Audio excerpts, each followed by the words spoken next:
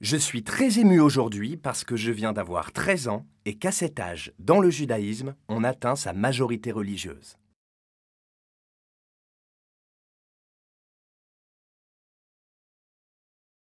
Bah, qu'est-ce que tu as, ma chérie? T'as l'air tracassée. Aujourd'hui à l'école, on nous a demandé de raconter le jour le plus important de notre vie. Et j'ai pas eu d'idée. Vous auriez dit quoi, vous? J'aurais certainement répondu qu'après votre naissance et notre mariage, le jour le plus marquant de ma vie a été ma bar mitzvah. Moi aussi, ma bat mitzvah, sans hésiter. Ah ouais? Pourquoi? Raconte-leur, Samuel. Ce jour peut se résumer en un mot, la responsabilité. Il faut pas être adulte pour être responsable? Je me rappelle encore de mon discours.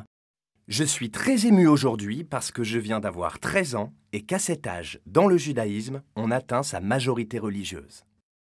Aujourd'hui, je prends mes responsabilités vis-à-vis de Dieu et de ses commandements.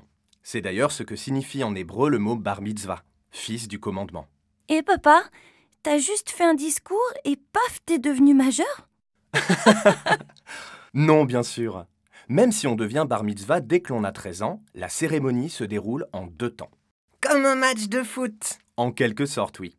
Tout commence la semaine de tes 13 ans, le lundi ou le jeudi, qui sont les jours où on lit la Torah à la synagogue. Quoi? T'as lu dans la Torah?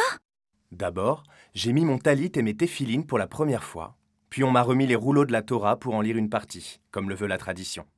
Et j'ai étudié plusieurs semaines pour apprendre à cantiler ma paracha.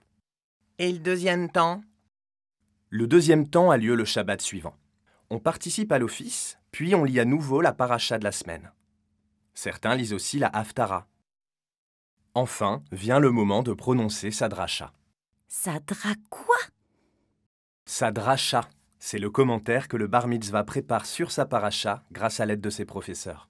Et toi, maman, t'as aussi fait ta bat mitzvah à 13 ans? Non, les filles atteignent leur majorité religieuse à 12 ans. Et c'est la même fête que pour les garçons? Eh bien, dans les milieux très orthodoxes, pour marquer le passage à l'âge adulte de la jeune fille, une fête est organisée uniquement entre femmes, alors que dans les communautés consistoriales, les jeunes filles récitent généralement des prières et un commentaire après l'office du lundi, du jeudi ou du dimanche, mais aussi parfois après l'office du Shabbat. Et chez les libéraux et les massortis? La cérémonie est la même pour les filles et les garçons.